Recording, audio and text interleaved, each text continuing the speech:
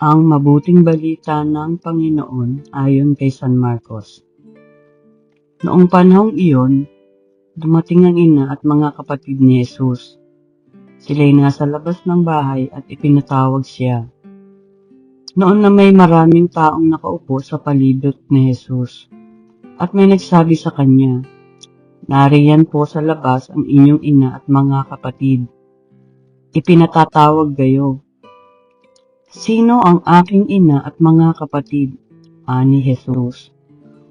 Tumingin siya sa mga nakaupo sa palibot niya at nagwika, "Ito ang aking ina at mga kapatid, sapagkat ang sino mang tumatalima sa kalooban ng Diyos ay siya ko ring ina at mga kapatid." Ang mabuting balita ng Panginoon.